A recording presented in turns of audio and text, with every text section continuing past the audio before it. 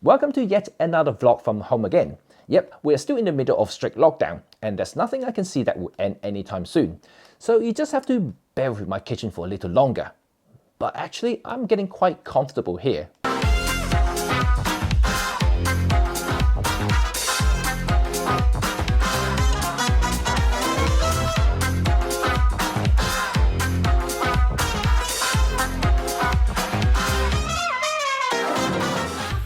I'm making this vlog in response to some comments I read from my previous few videos. I know you may sound biased, especially coming from me, being an Olympus ambassador, but I would like to strip that away today and just focus on the format. And yes, I'm talking about Micro Four Thirds alone, no brand. And you can look at me as a photographer who's been working commercially for the last 16 years. I've talked about my past and my photography journey before in this channel, so I'm not going to repeat it. But just to summarize it for those who are new to this channel and don't know me too well, and thought that I've always been an Olympus guy shooting Micro Four Thirds. Nope, not at all. I've only switched to Olympus professionally just over 4 years ago, after being a member of Canon Professional for 12 years and a Leica M photographer for 2 years, both in full frame. Just as a professional photographer, I shoot other formats too, like medium format films. So before you jump to the conclusion that I know nothing about anything but Micro Four Thirds, well, think again. But I'm not here to sell you Micro Four Thirds either.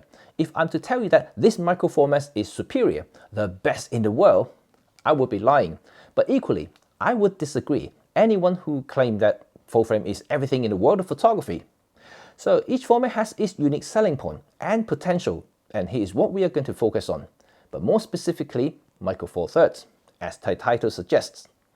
In my previous Olympus in 2021 video, I said that many asked me to switch, especially after what happened last year with the sale of Olympus imaging department. But my answer was a firm no. I can totally see why they would think that, but at the same time, I know exactly what I need and want. I'm a location photographer who prioritizes mobility and agility more than anything else. During my 16 years of photography, I've been moving, traveling, documenting people and places.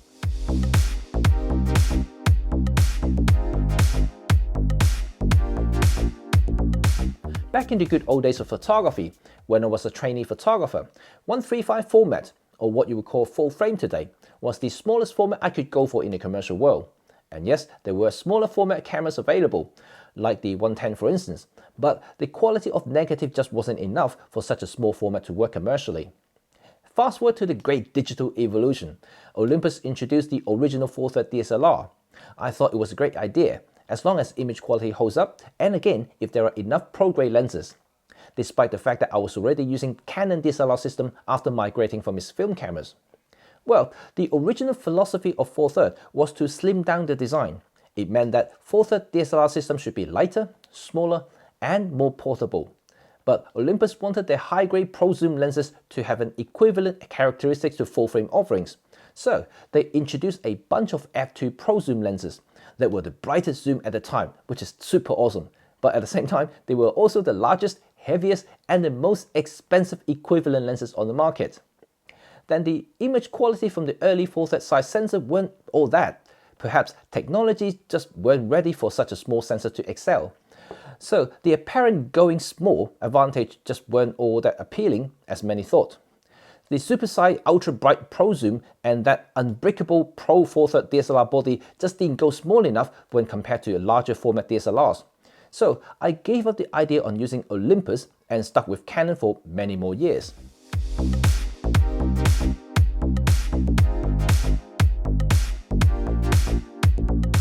That many more years passed, and here we have the Micro Four Thirds. And this time, both Olympus and Panasonic came back with freshened and clear minds. They redesigned everything, cameras and lenses, from scratch. Technologies were also much improved, and they essentially kick-started the mirrorless market as we know today.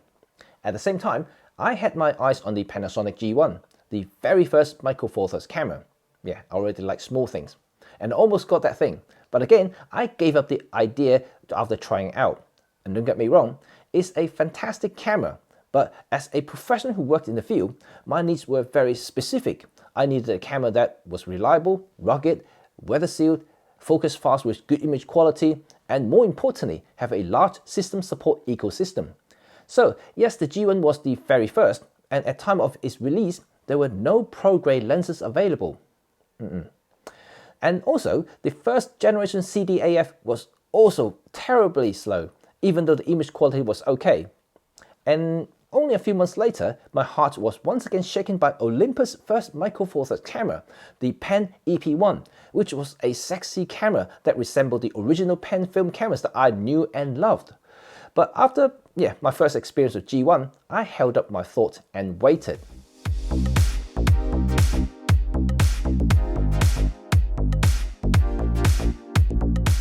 If you're in the professional world long enough, you may appreciate what I'm about to say.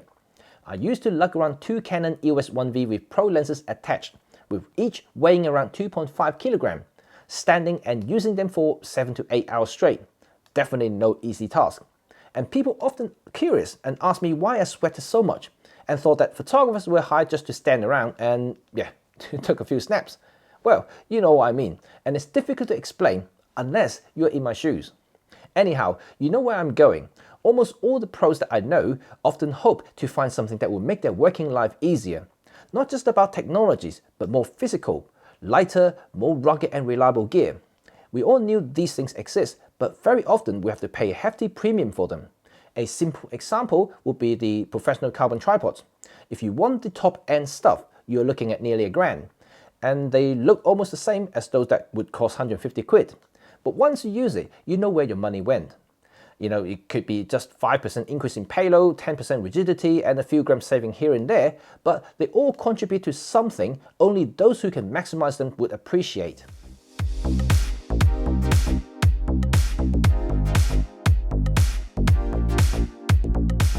So, when a professional Micro Four Thirds camera finally came out, I'm talking about EM1 Mark II specifically, I was curious.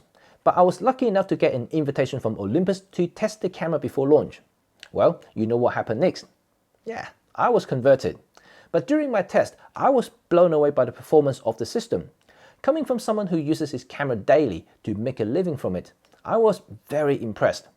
Yes, it's a smaller format. Definitely, it's a crop sensor, smaller than full frame that I'm used to.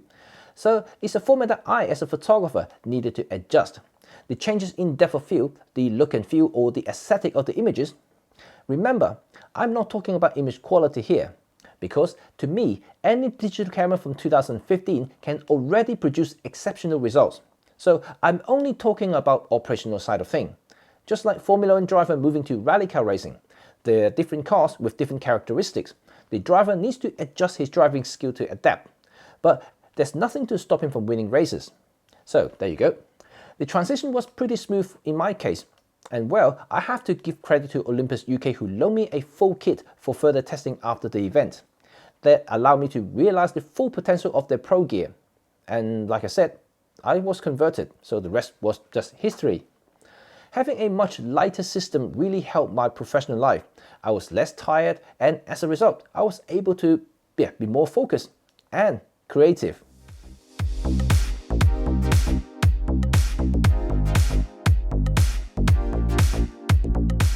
But we're in 2021. Full-frame mirrorless has caught up quite a bit in terms of size and weight. I can see that their cameras are nearly the same weight and size to my EM1 Mark III, for instance, and in some cases, smaller. However, after trying them, I still think that Micro Four Thirds is still my preference. First is the overall system weight. It's true that full-frame cameras' bodies are getting smaller and lighter, but their lenses aren't, in general. So once you put them all together, the saving you gain from the new full-frame mirrorless system isn't as clear-cut as they seem. Second, the IBIS isn't as strong, right? You can't blindly believe the numbers that the companies tell you. I moved from DSLR to Olympus, and perhaps because of this, I was pretty spoiled with Olympus' renowned 5-axis stabilization. There really isn't anything like it. Even though some full-frame cameras now claim that they have 6 to 6.5 stop of IBIS, but there's no way you can compare with the same 6-stop IBIS in Olympus. It's physics, and to achieve the same stability in full frame, you need more space, and that means bigger camera. And finally, image quality. Well, you can always argue that full frame or bigger format cameras will have better image quality. And yes, I'm not denying it, and it's also physics. But we're in the digital age with sharing images through screens and social media. Even commercially, there's little to differentiate medium format to micro four thirds on Instagram, for instance, or even Facebook. On the right hand, a photographer can produce almost the same result from even a smartphone.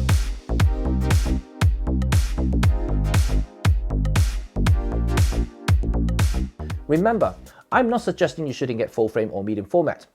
Get it if you can exploit its capabilities. Like owning a Ferrari and only to drive it to shopping and back. If I'm to use car as an example, Micro Four Thirds is like souped up city car, zipping around city street. Most likely will beat a Ferrari too in the same environment. So it's about getting the right tool for the right job, getting the right car for the right environment, and having the right skills to fully utilize what tools you have. At the end of the day, it's how much you understand yourself as a photographer.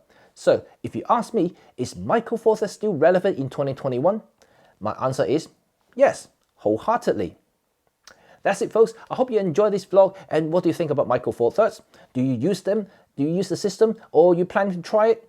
You know what to do now. Thumb if you like this video and sub if you want to support this channel and me. Peace!